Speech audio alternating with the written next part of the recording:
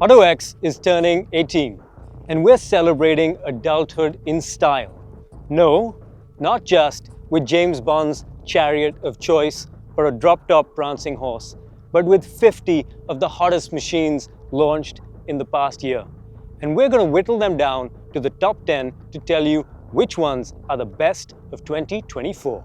So, let the games begin.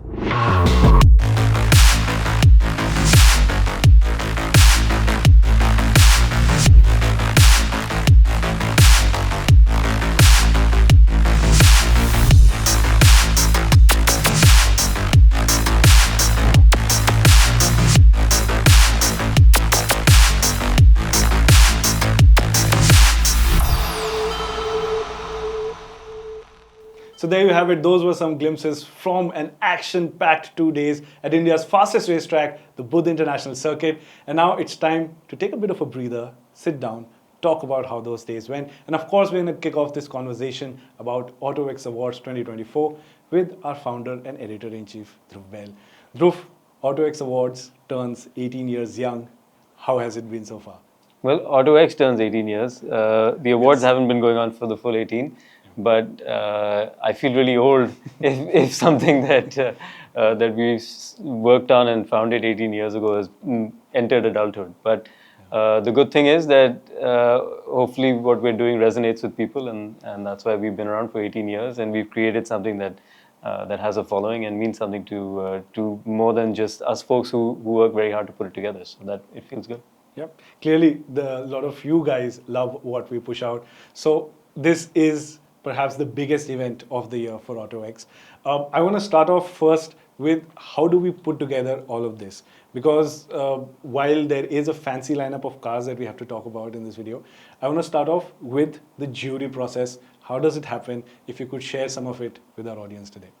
So essentially what we do is we take all the cars and bikes that have been launched in the past 12 months, or as many as we can get our hands on, and we want to get them together in one place at one time.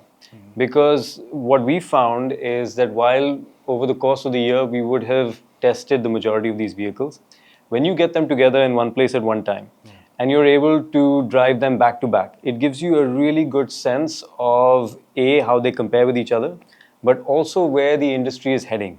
And it gives you a really good marker. So you compare that with what you did the year prior and the year prior and the year prior, and it gives you a real sense of where the industry is heading and what the trends are.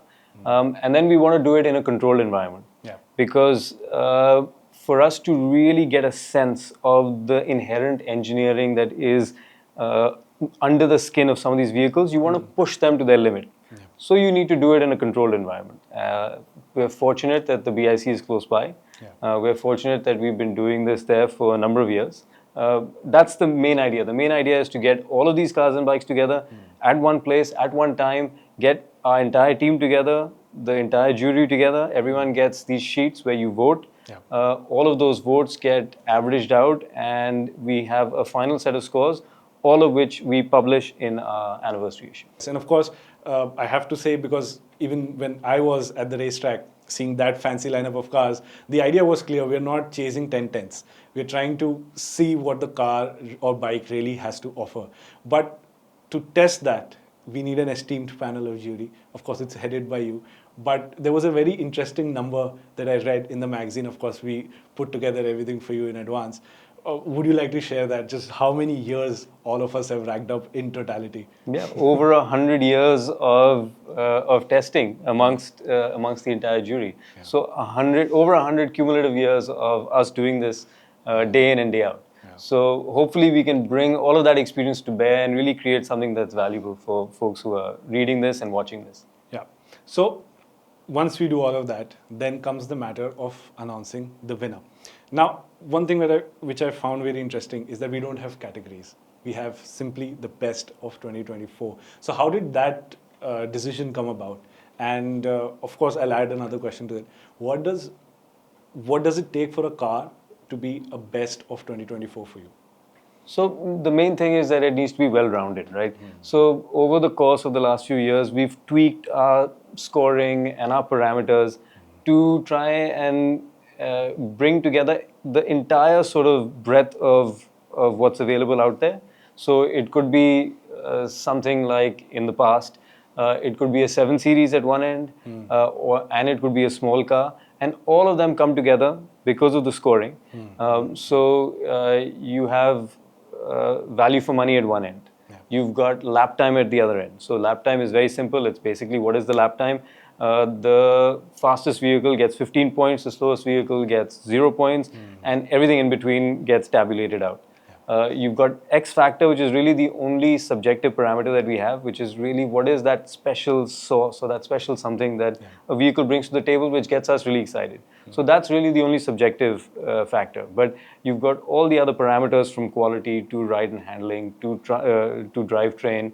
And you try and put all of those things together and you try and give them points in a way that it encompasses the entire breadth of what's available out there. So there are no categories, as you said, but you can have a winner, which is something that brings all of these things to the table.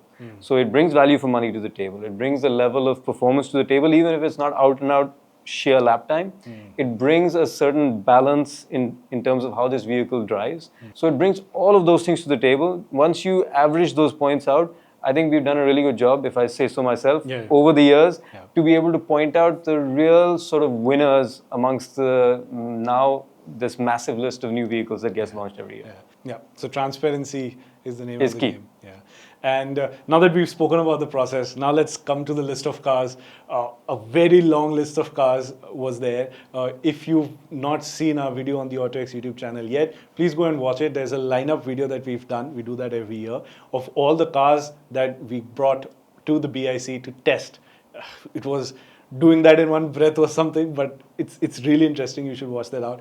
So when you saw that list of cars on the pit straight, which one was that really took your eye and you were like, yeah, maybe I want to go out in that one first?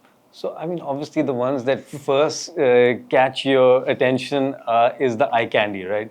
So we had an Aston Martin DB12 in this beautiful purple shade. I mean, it was absolutely stunning. We had a Ferrari Roma Spider in Ferrari red. So you start off with the eye candy and it's really exciting. But equally exciting are the small cars and the more sensible stuff. So you've got the exotic stuff at one end. You've got like a Maruti Suzuki Swift, which has so much heritage in the Indian market. It's got so much to live up to. So you've got that at the other end, and then you've got everything in between, which as the years go by, we get more and more and more EVs. So really, I mean, I think that this is very much the year of the EVs and the EVs that are coming from one particular geography necessarily. And then you've got everything in between. I mean, you've got the brand new Kia Carnival, you've got the Kia EV9, which is another EV, but a really sort of big, massive, standout flagship model. You've got the i5, which was also super fast. You've got the Thar Rocks and the Rubicon at one end. These are not cars that you are engineered or built for the track. These are not cars that anyone in their sort of normal frame of mind is going to want to take out on track. But we put them on track just to see that even these cars, hardcore SUVs, the majority of time they'll get driven on tarmac. So if they are going to get driven on tarmac, then how do they do when you really push them to the limit? So you've got this entire breadth of stuff, which is it's almost an assault on your senses, and then you try and distill it down. So it's super fun, and it's everything from the exotics to the small cars. So I would pick your brain on the fact that the trend of this year. So for this year, do you think it was again the onslaught of EVs, or do you see cars, smaller cars like the Swift, making a comeback and bringing that sense of a little bit of enthusiasm back to the grid? Well, I guess it's both, right? So one trend definitely is the Chinese EVs. We saw the likes of the Windsor, we saw the BYD Seal. The Tata EVs have been doing very well in terms of sales and have really brought that sort of EV culture and ownership experience to the common person in the Indian market. And there's a lot to be said for that. So they deserve a lot of credit for doing that. But we've had a few niggles every once in a while with a Tata EV. So I really like the Punch EV. I think it drives really well. I think as a platform, it's better executed than the likes of a Curve EV. in terms of ergonomics, in terms of how it drives, in terms of how it feels. But we had an issue with the Punch EV where at one point in time it just wouldn't turn off. Yes. And so you just do get those few sort of niggles. It's a little rough around the edges. And then the likes of an MG Windsor comes in, which provides amazing value. It drives incredibly well. And it's spacious, it's comfortable, it just feels right. And then you've got a BYD Seal, which provides almost like Tesla levels of style, dynamics to some extent, and it's at a fairly relatively reasonable price. So at the one end, you've got these Chinese EVs which are proving to be standouts this year. At the other end, like you said, you do have internal combustion vehicles which, frankly, when you're pushing it and you're driving them like this, they're more fun. So you've got a Swift, which is a great little chassis. It does carry that tradition of being fun to drive. It's got a manual gearbox. It's light. It's just well executed. Internal combustion engine has been honed to perfection over the last century. And these cars today that we're getting with an internal combustion engine bring that perfection that has been achieved over 100 years pretty much to these vehicles. And so it's a really nice contrast to see the difference between the two. Right then, so at this point, I want to throw you on the deep end and ask you some rapid fire questions before we call this to a close. And of course, the eye candies, the Ferrari and the Aston Martin are off the table. Yes. So which is the set of keys that you will be stealing per se from the grid at the end of the day? The one keys which I would not reach for, I think, was in this case, I mean, sounds like I'm picking on the curve, I'm not, but would be the curve diesel. We had both the internal combustion engine curves, we had the petrol and the diesels, we had three curves, but it just feels a little ungainly and unrefined, and the ergonomics were just not quite right, and it just didn't feel like it belonged. All right. The biggest surprise of the day, in a good way or a bad way? The Windsor. The biggest surprise of the day would be the Windsor in terms of the value that it provides, and in terms of just how well it felt to drive. I mean, it wasn't exciting or involving. It's an EV, but it felt just right. And I think that for all of these things that it brings to the table in terms of being a well-rounded product, at great value. Space, comfort, efficiency, price, all of those things, it just brings all of those to the table, and it was really quite eye-opening and quite surprising. All right, so we are all set for the next year as well. Action-packed 12 months ahead of us. But again, it's been fantastic going to the track, and thank you for letting us do this and giving us the nightmare of testing 50 vehicles in a couple of days as well. Thank you so much. It's been a pleasure. Thank you. Now, we'll move on to the next jury. Right, so now I have with me Mr. Shivank Bhatt, our assistant editor at AutoX. Shivank, how was the best of 2024 for you? Very quickly, your first impressions. I think again it was a lot of fun because we had 2 full days at the track. Lots of cars, lots of bikes, so yeah, great fun. Again, track days are always fun. A great lineup of cars, almost 30 cars showed up to bag the coveted title. Which one caught your attention first? And no, you cannot talk about the Ferrari and the Aston Martin. Actually, Ferrari and the Aston, they came in very late. So one car that I absolutely loved from day one was the BMW i5. I mean, that was the M car. It's an electric car, but I just absolutely loved it. Even for my commute back, I use the i5. So that's the other bit of information that we can share. What happens is, because we have so many cars and we're filming, a lot of us travel from far off places and the track is also not that accessible. So we sort of have to make a choice of what kind of vehicle do we want to go back in. During all those days, did you choose anything other than the i5? No, I think I only drove the i5. I think I only drove the i5. Yeah. Last day I drove the Mini Coupe Countryman EV. So surprisingly, sorry to cut you in, you chose both EVs. Yeah, I drove EVs through and through. So I enjoyed it, to be very frank. It wasn't as fast. But overall, the Countryman EV was also quite good. Yeah. So a lot of cars showed up. Right, and one of the things that we do, as you would have guessed by now, is our title is the best of 2024. So, seeing that lineup, where do you think the trend has been for the cars that have shown up this year? I think again it has changed because last year I said a lot of EVs. Yeah. This year, I'd say a lot of performance EVs. So let's say the BYD was there. It's also fast, right?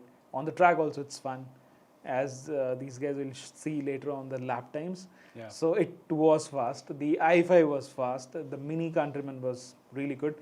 And I think that's where the market is shifting to, because last year we probably had EVs, mass market, budget EVs. Yeah. But now With we've cars also like got, the Comet. yeah, exactly. But even like the most affordable EVs Yeah, that we exactly. had, they were all pretty yeah, fast. Yeah.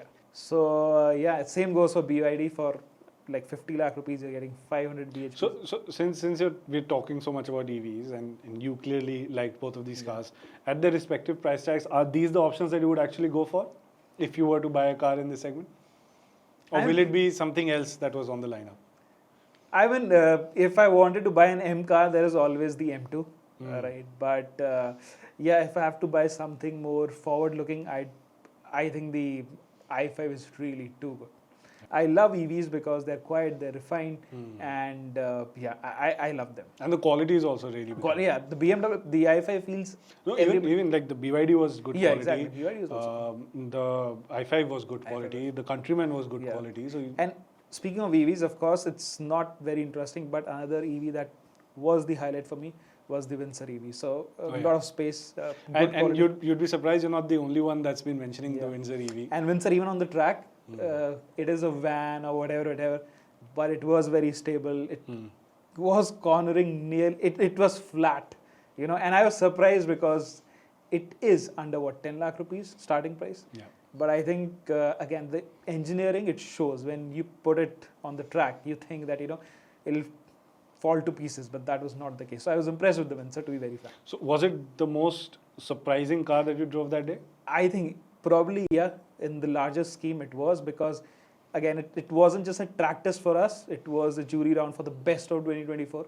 So overall, I'd say, yeah, the Windsor was, as a product, as an overall product, it scores points in, I think, all the departments. So talking about the best of 2024, I mean, we're all jurors of the awards, the people that you see on the video, including yours truly, and we'll swap seats very soon. But the question I want to ask you is, when we are rating, critiquing the cars and scoring them, there are a lot of things that are technically judged, but then there are some things that are subjectively judged. Yeah. So as a driver, what kind of a driver are you, and what kind of cars appeal to you? Just so our audience knows that this is the kind of taste that you have. I think, again, I'm more of a handling guy. Like, I'd prefer a car, like, let's say the Swift was there, right? So it was the most enjoyable car in that sense. It doesn't have a lot of power. It doesn't have most enjoyable car on the grid. I mean, probably, yeah. On the track, it was the most fun. You had the Mini Cooper as well, right? Yeah, It also handles really well. But in terms of, I go for the handling part of it. I care about lap times in that sense. But I'm not, I mean, I'd say for me, EVs also work. On the road, I really like the EVs. But on the track, let's say the i5 was a little underwhelming in terms of lap time also. It is fast, but again, it's not as sophisticated, or I won't say it doesn't have the seat of the pants feel of a proper M car on the track. But on the road, I absolutely loved it. So on the road, I don't need a car that can shatter lap times. For my track cars are different from my road cars. Correct. So that's why if you ask me that if you have 1.5 CR to spend on a performance car, I'd probably buy the i5. Why? Because 90% of the time it's going to be doing straight lines, right? Like it won't see a track. So coming to the other end of going fast, because we've spoken about a lot of performance. We had internet's favorite car on the track, the Mahindra Thar Rocks. Yes. And we also had a car that's, can be said, is similar. Which one is similar to what, we can decide later. But we also had the Wrangler Rubicon. Yeah. So what's your take on cars like that? I think purely for X factor, I take them. And you can't deny it. Like, they are, like, the X factor is off the charts. That's what I'd say. And they are big SUVs, they can do everything. So I know the appeal, I get the appeal of those cars. Like, for me, if you ask me the X factor of those cars, that's the point. But again, it's the same track thing. Like, when I know I'm not going to go off-road with a Rubicon or even a Thar.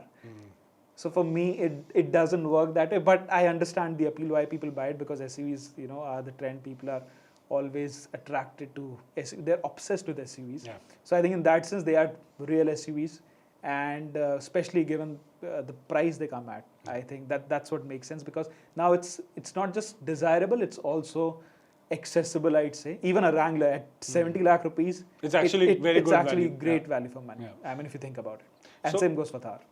So, bringing this conversation to a close, one question I would like to throw at you is put you on a spot. Was there something that left you wanting a bit more? I think probably the Swift in terms of, I think, power. Because there's nothing wrong with that car, but it's just that I'm going flat out. I'm not saying you have to drive it on the track, but I think that chassis, it can handle a little more power. Sorry to cut you in. I think that can be said for almost all the newer cars. I think Maruti Suzuki today is doing a stellar job in the chassis and suspension department, Yeah, at least. yeah. And that really shows in the Swift.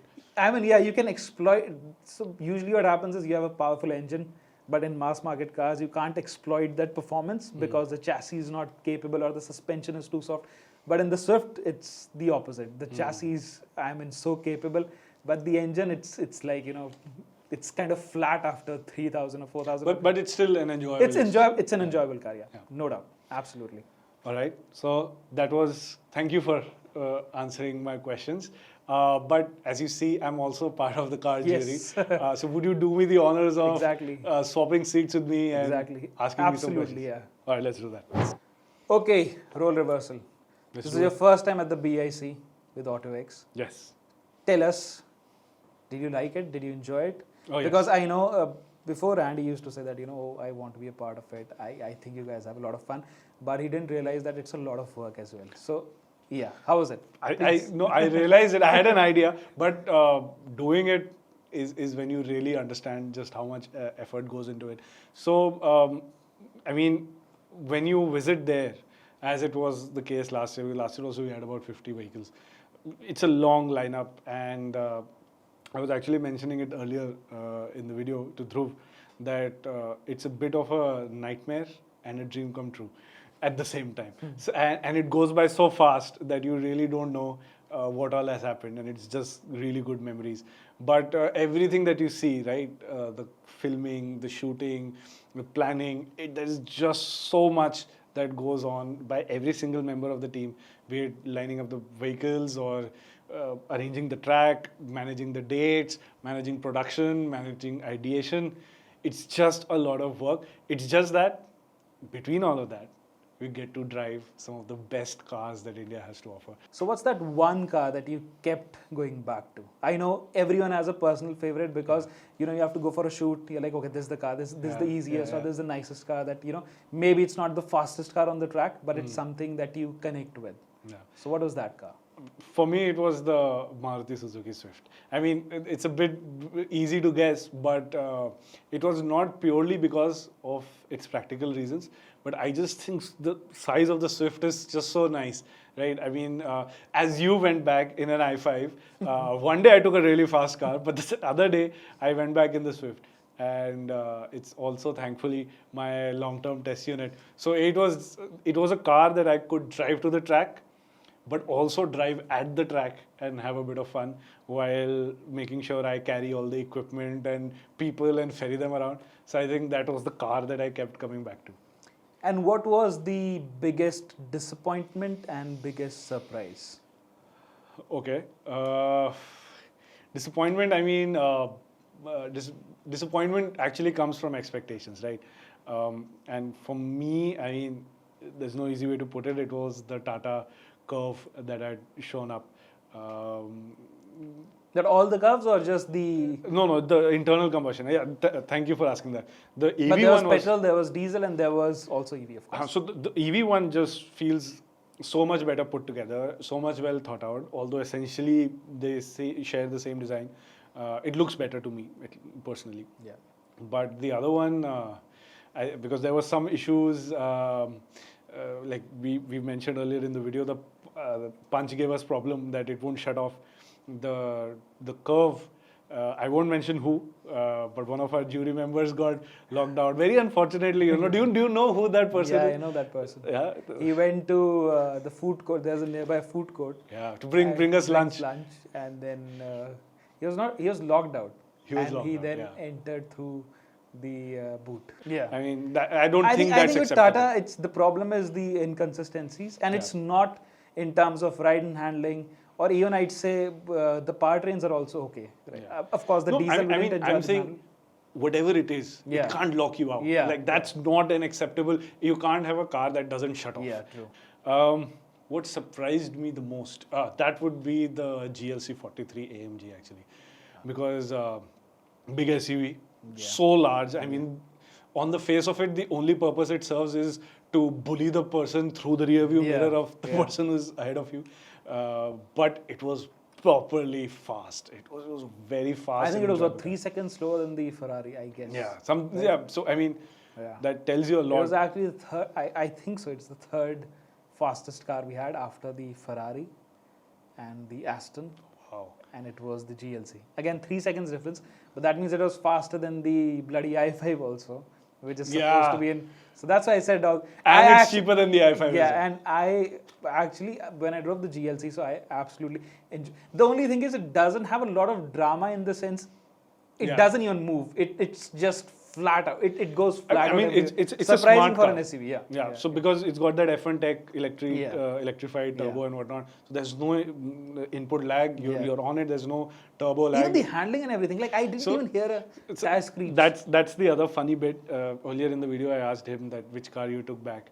And one of the days, remember, I said I took a faster car back home. And that was me in the GLC, and he was in the i5. Yeah. So we took the faster cars home. So yeah, you get what our preferences are. But the GLC was properly surprising. Actually, yeah, that's right. But would you say it's like it's a battle it's a losing battle for It is for petrol, even petrol cars, I'd say. Like the Swift, for instance, the Swift has a 3-cylinder engine. It's basically downsized, not a lot of power, but at the same time, for nearly the same price, you get an MG Windsor, which is an EV, which is fast in real world driving conditions, right? Yeah. So in terms of performance, let's say, I think the Swift is great, but in terms of efficiency also, because MG has launched its battery as service option, okay, it sounds a little complicated. It's not, but if you think about it, But the Swift can be as efficient. I think it's probably the most efficient of all. Yeah. But still, to beat an EV in terms of performance, in terms of efficiency,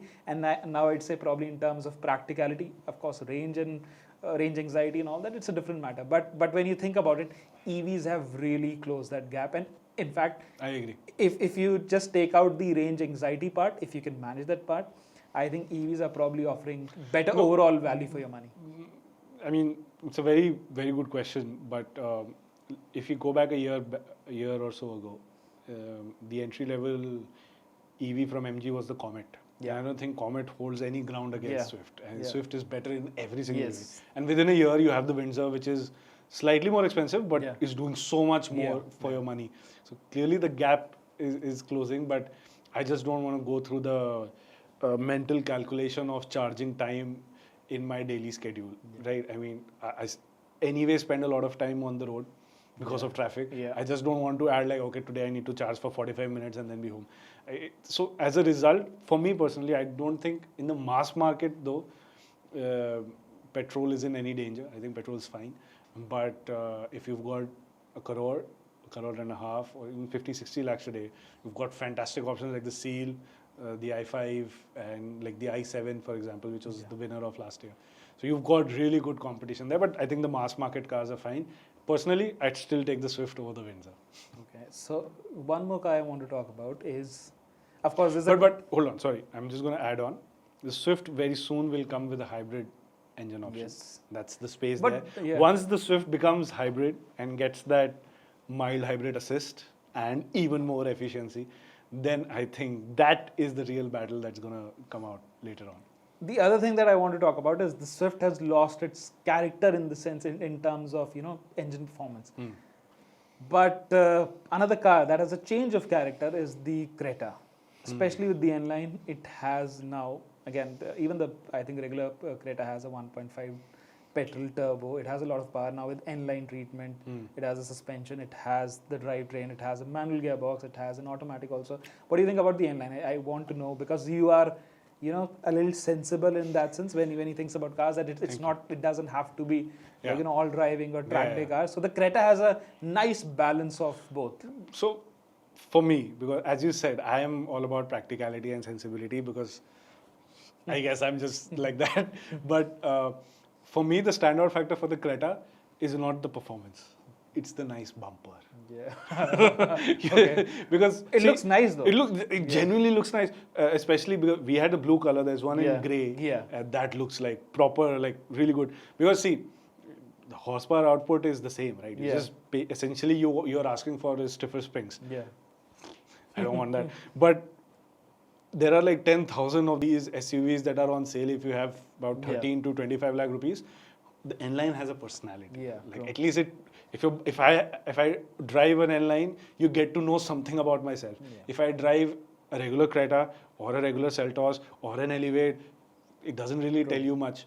So I think that is the highlight for me, and that's why I really like the N-line. The driving aspect of it is really of no interest to me whatsoever. But it drives well though. That's an added bonus. I mean, I'm not saying it's a track day car, but everyday drive, like I said, on the road, you have to have different driving. You know what would be nice for someone like me?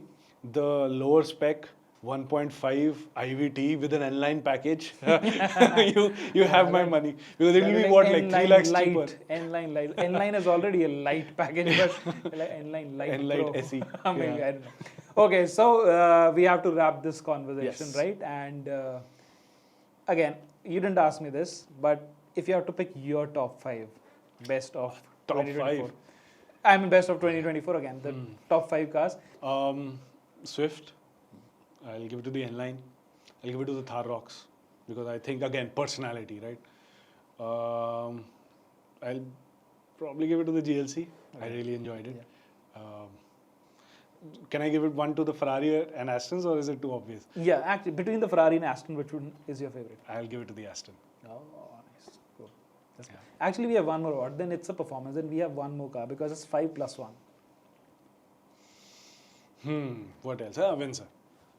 Okay, so with that, we'll, I think, end the video. We'll wrap this up. Yeah. And you'll soon have the list of the winners, right? So stay tuned. Days away. Yes. It's days away. A lot of thought has been put into it. A lot of bickering has happened, and we were very nice to each other. Nobody went for each other's throat, thankfully, this time. Not in front of the camera. Not in front of the camera. So we've all made up our collective minds. The scores, the biases have been ruled out, and now it's time to hand out the trophies to the winners. So make sure you subscribe to the autoX YouTube channel, hit that bell notification icon. You'd want to know which one has won. And we'd love to know what you think of our conversation. I mean, there are a lot of us with different personalities and different takes. Who do you agree with? Who do you like? Who do you do not? Whose opinion is something that resonated with you? Please let us know in the comments. We'll be hanging around there to actively disagree and agree with you with whatever you have to say. All right? Yes. I think that's it. Thank you so much for watching. So there you have it. That was our esteemed panel of jury sharing their experiences and giving you their insights about what goes on behind the camera in the making of autoX Awards. Unfortunately, we couldn't have the full jury with us today for this podcast, so we did have Ishan Raghava and Ashish Jha joining us today, but I'm sure they had a lot of fun. If you're a regular follower of our channel, you'll know that there's always so much action going on in the automotive industry, so they're out there bringing you the next piece of content. Having said that, we hope you really enjoyed this conversation. Do let us know in the comment section what you think about the jury, what you think about our contenders, and what do you think about our awards. And we really hope that you got an insight about what goes as per the criteria that makes the car or a motorcycle good enough to be a contender for this award, and how we go about choosing the best of 2024. It's been 18th anniversary for the autoX Awards. We are very happy to cross that milestone. We'll all be hanging down in the comments section, looking forward to what you have to say. So please let us know what you think about all of it, and make sure you hit that bell notification icon to know when the video that goes live, which will tell you about the winner of Best of 2024. Having said that, thank you so much for watching.